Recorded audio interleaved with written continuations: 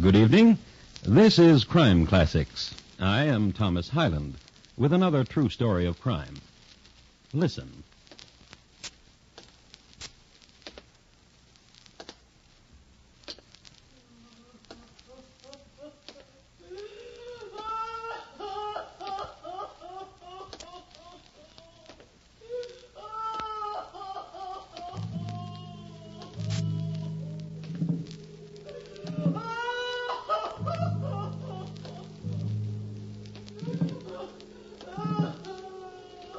This is a dream. This is a portent. This is the shape of things to come. A man dreams of walking down a vaulted and empty corridor.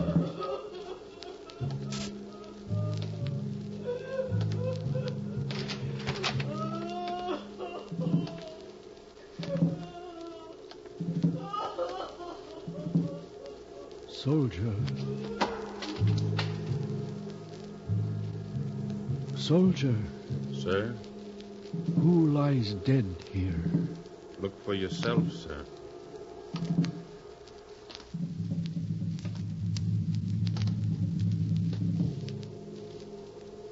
Do you see who it is, sir? Yes, Who is it? it is I. Tonight, my report to you on the assassination of Abraham Lincoln.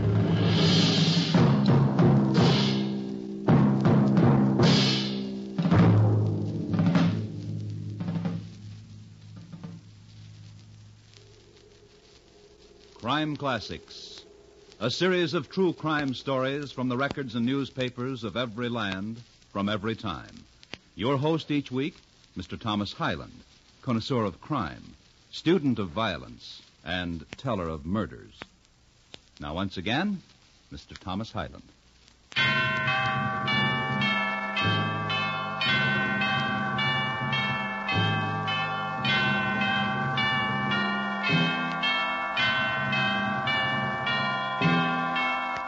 It was April in 1865, and it was Washington, D.C. A hero had come into the city. His name was Grant, a general of the time who, a few days before, had accepted surrender from another general of the time whose name was Lee. So it was a time of victory celebration, of burning candles for prayer and illumination and thanksgiving, of dancing in the streets, of noises and silences, of reunion, of shrill, of tears, the sounds that mankind makes when something is won or lost forever, or returns, or perishes. That was the sound John F. Parker made as he throws a whiskey bottle against the wall of the room. His friend was happy, too. Open another bottle, Millie. Sure, honey. Yeah, here. Do it. Now lean back your head. Slow now. Trickle it.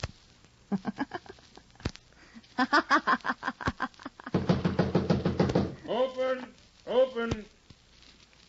I told her downstairs I didn't want to be disturbed. Ah, Johnny. Whoever it is, I'll send him away. send him away. Go away. Go away!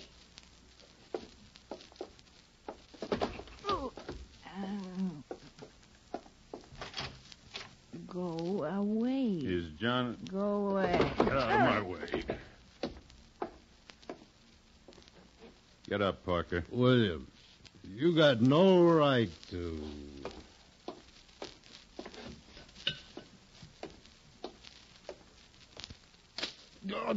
Now get up. You woman. What do you want? Where's this stuff? There. Let's go, Parker. What for? What for? You got duty tonight. Oh, no. You're guarding President Lincoln.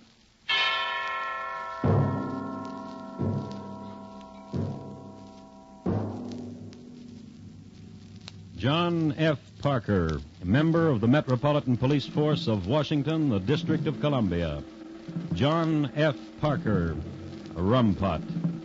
He was about 35 years old, and he was married. And the laughing lady you just heard was not his wife. He had been in the Union Army for a little while, but was dismissed from it for the good of the war effort. His record shows that he couldn't hold an assignment to any one beat for any length of time, for reasons ranging from sleeping in an alley on his beat or sleeping in a doorway on his beat. This is a man who was assigned to guard President Lincoln. How did this happen? Simply, Mrs. Lincoln wrote a note. To Provost Marshal James R. O'Beirne, this is to certify that John F. Parker, a member of the Metropolitan Police, has been detailed for duty at the Executive Mansion by order of Mrs. Lincoln. Why did Mrs. Lincoln write such a note? No one ever asked her, so I can't say. But we know that John F. Parker, more or less sober, appeared at the White House, and he and Mrs. Lincoln had a small chat. There are rumors, of course, Mr. Parker. You must have heard them. Rumors, ma'am? About Mr. Lincoln. About Mr. Lincoln, ma'am? That there are conspirators, and attempts will be made on his life. Yes, ma'am. Ma'am, Yes, Mr. Parker? may I ask a question? Of course. Why was I selected to bodyguard Mr. Lincoln? Because... Mary, prevail upon him. Prevail upon him. Oh, what's the matter, Mr. Lincoln? General Grant here. He's changed his mind. That's right, Mrs. Lincoln, I have. Prevail upon him, Mary. Oh, but surely, General, the people are expecting you. All over Washington, they expect an appearance from you, and at the theater tonight... It's impossible. But suddenly you tell us it's impossible. Why? I'm going home. I'm going to Burlington. But tomorrow you can go to Burlington. Tonight. General, Ma'am? even the newspapers headline your name above Mr. Lincoln's. Surely for such a privilege you would not disappoint... I've been long from home, ma'am. Yes. Yes, you have. Goodbye, Mrs. Lincoln. Mr. Lincoln. Yes. Goodbye. Goodbye. It troubles me. What does? So suddenly he changed his mind. Strangenesses are... Mr. Lincoln, Yes, Mary. this is your guard. His name is John Parker. How do you do, sir? Mr. President. I did not wish to appear rude, sir. In truth, I did not see you. This, You may go, Mr. upsetting- Parker.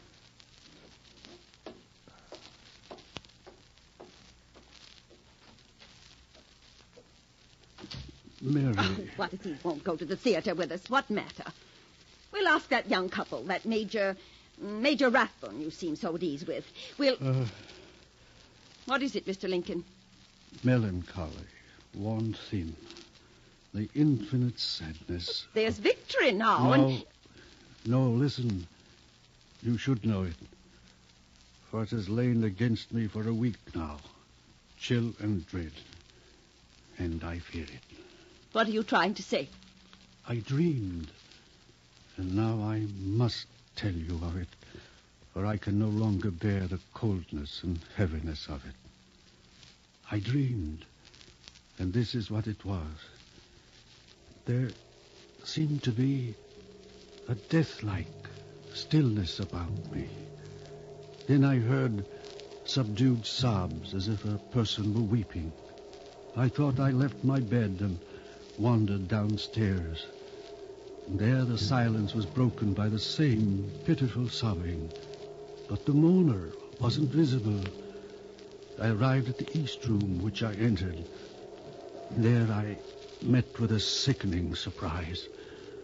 Before me was a catafalque on which rested a corpse, wrapped in funeral vestments.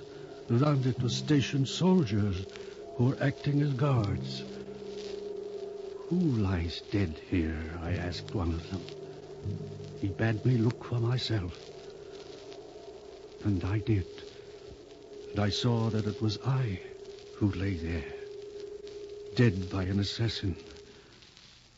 Mary. You should not have told me of it. Mary. You should not have told me of it.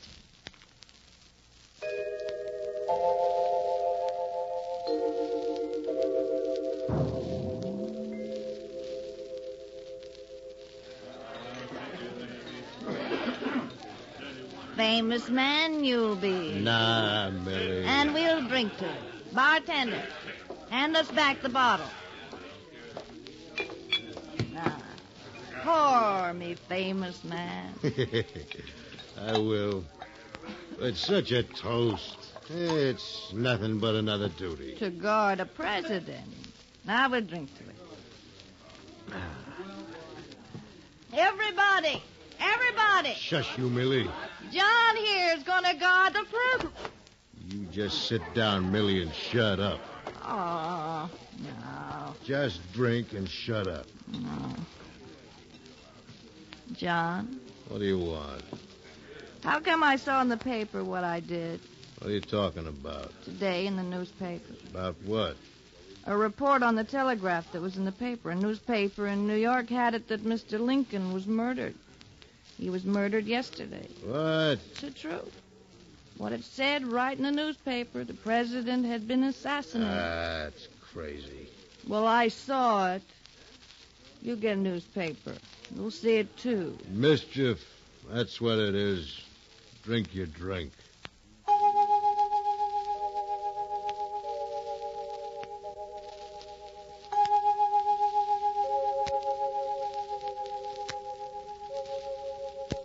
But it was true. Several newspapers in different sections of the country had it that Mr. Lincoln had been slain, which, of course, was not so. This was late afternoon of April 14th, and Mr. Lincoln was alive, spending time with Mr. Stanton, his Secretary of War, then with his valet, who attended him while he dressed, then with Mrs. Lincoln. Mr. Lincoln was alive, and in good mood. How nice you look, Mary. Thank you, Mr. Lincoln. The carriage is waiting. And Major Rathbun and his fiancée? At Senator Harris's home. He'll pick them up. The young lady is very comely. Yes. We'll be late. My arm.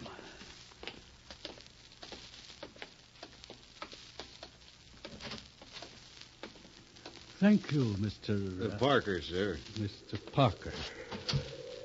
The driver knows where to go, does he not? Ford's Theater. Ford's Theater.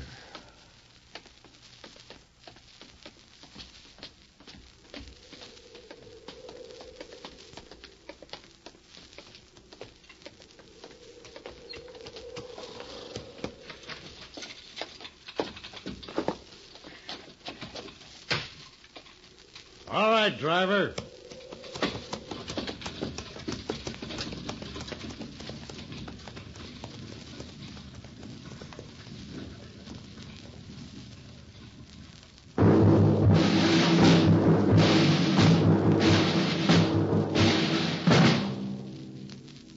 It was a raw night, and before they reached the theater, it drizzled a little, then stopped. And all over Washington, tens of thousands of candles burned.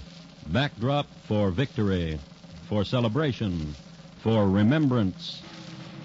Backdrop for tears.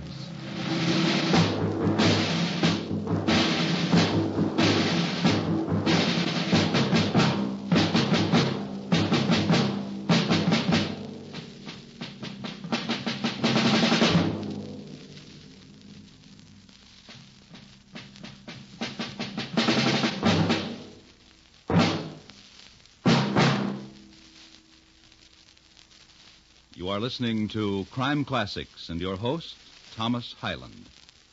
The Orient Express, a famous trans-Europe train, is the setting for Marlena Dietrich's latest thrilling adventure on Time for Love tomorrow evening. CBS Radio brings you a romantic woman of mystery involved in espionage for high stakes in the character of Diane LaVolta, played by Miss Dietrich. Remember, on most of these stations tomorrow night, it's time for romantic mystery on Time for Love. And now, once again, Thomas Hyland and the second act of Crime Classics and his report to you on the assassination of Abraham Lincoln.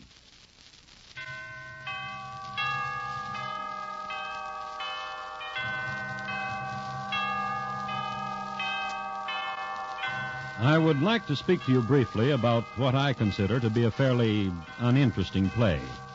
It's called Our American Cousin, a drama in 3 acts by Tom Taylor. There were characters in it with such names as Lord Dundreary, Captain de Boots, Mr. Buddycombe, and Mrs. Mount Chessington.